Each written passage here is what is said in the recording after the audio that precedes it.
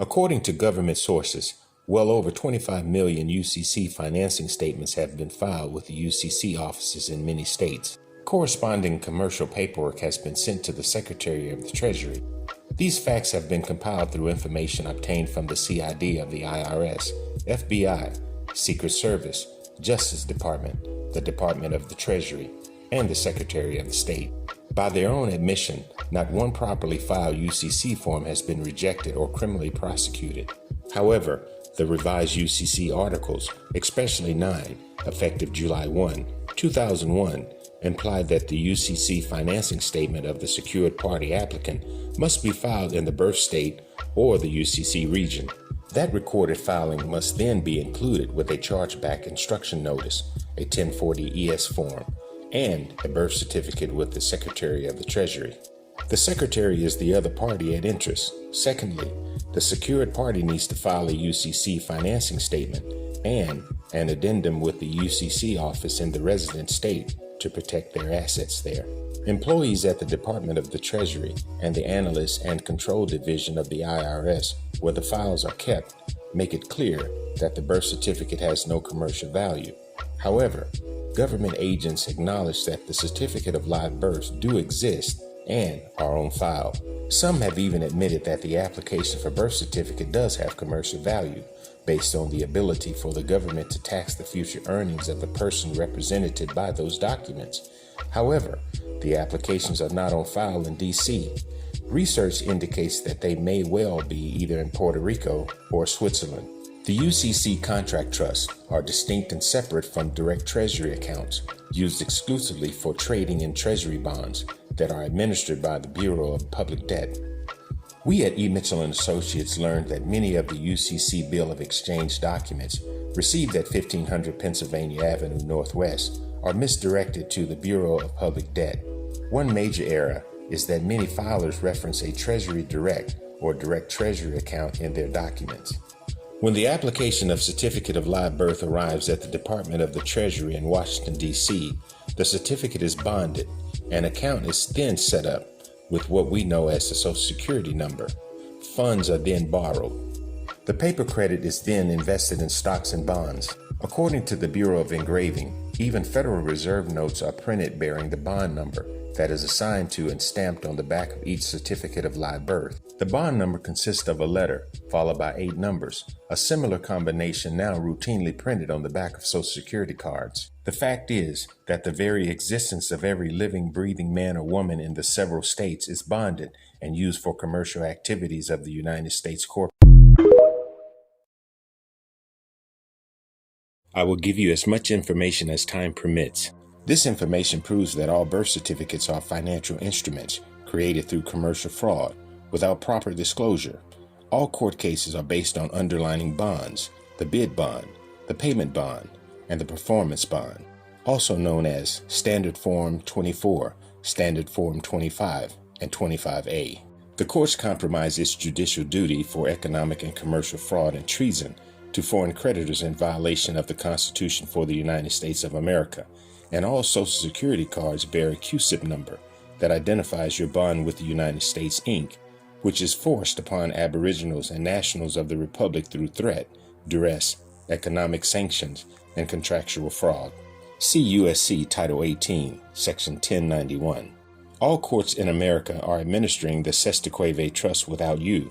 It is the clerk of the court who is responsible for appointing the trustee and the executor for a court appearance, and it's really for constructing a constructive trust. You see, a bond of at least $630,000 is set on each certificate of live birth. The certificates are bundled into sets and then placed as securities on the open market. These certificates are then purchased by the Federal Reserve and/or foreign bankers. The purchaser is the holder of title.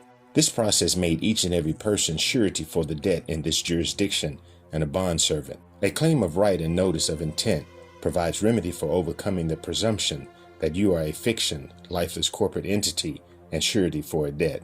When you receive your authenticated birth certificate from the government, it states plainly on the front, full faith and credit.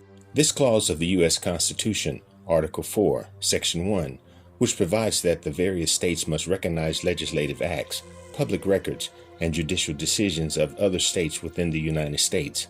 It requires that foreign judgment be given such faith and credit as had by law or usage of state of its origin. For more information on that, see Black's Law Dictionary, 4th edition, page 672. Each one of us, including our children, are considered assets of a bankrupt United States corporation.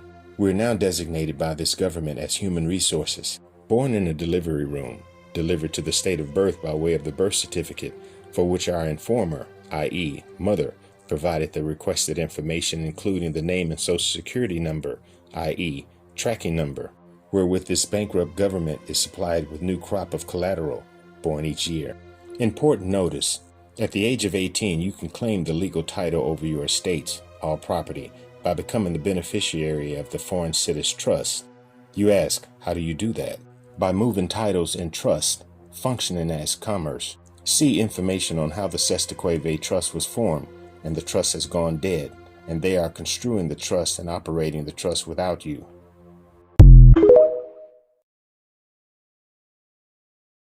Fraud has been found in almost all foreclosure cases. Remember, the lender, bank, that you first applied to for the loan is not the lender that gave you the money.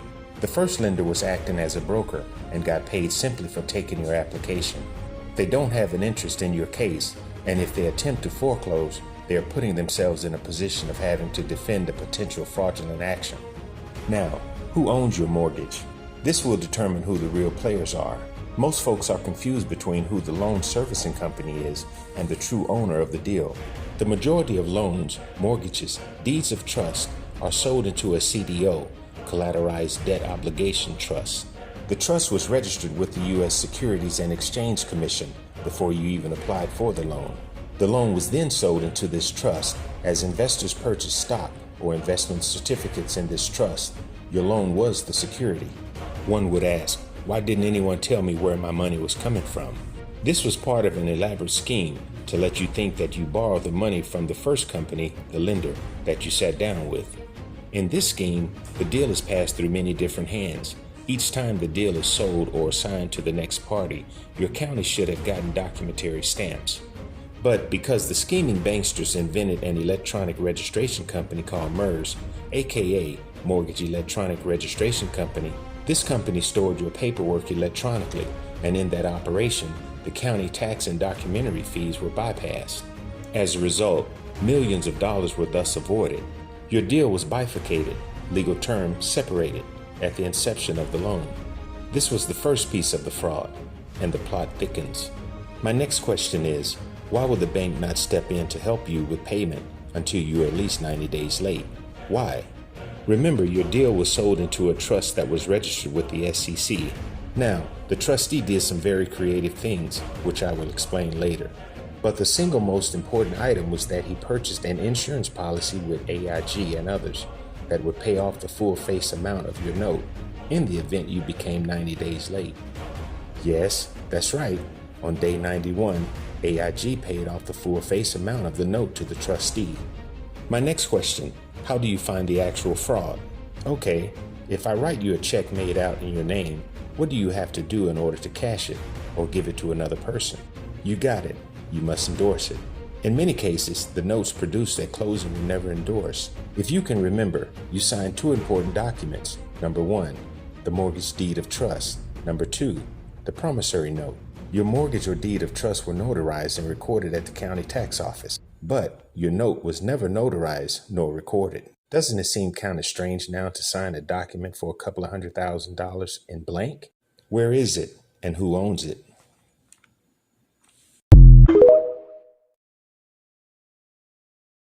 Does following the steps of the UCC redemption process result in getting some value through the federal government without any value being given in return?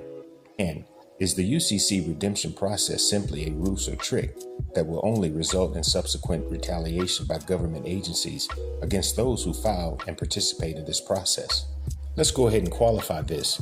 Most attorneys view the UCC from the perspective of litigation and adjudication. However, the UCC is legislated, aka administrative law, that codifies the rules for all commercial transaction between countries, states, and individuals.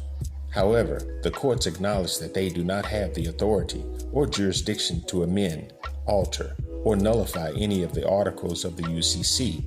They can only consider gray areas such as who holds the priority position, the party that filed the UCC first, or the one who perfected first. The courts have addressed and determined in specific situations what can be considered a fixture as it relates to the real property under the UCC. When one files a UCC form and is recorded by the Secretary of State, that filing becomes a legal document of public records, identifying the filer as the secured party. Hence, no court can lawfully rule on the fact or the existence of the filing itself. That filing is now a legal fact. The employees of the UCC department in each state are considered fiduciary, and they are required to follow specific rules and procedures.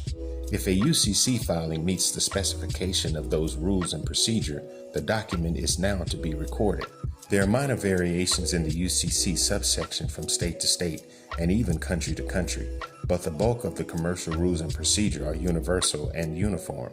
UCC offices are located in each state of the Union, in each of the territories and protectorates of the U.S., as well as in many foreign countries. Filing a UCC form is an administrative action that, when accepted and recorded by the UCC office, is stamped with a file number, date, hour, and even minute of filing, also with a lapse date. The UCC financing statement, aka UCC-1, details a secured party status in any commercial transaction according to the articles of UCC, as well as various sections of the United States Code dealing with property. What is considered that property? Once a secured party's UCC form has been filed, it is a fact in public record that there is a secured vested interest therein holding a superior claim, and all other parties at interest who file thereafter must acknowledge, accept, and respect the secured party's superior and prior position. Thereafter by the secured party can be accomplished by filing the amendment, UCC 3, referring to the original UCC filing. We'll come back with part 2.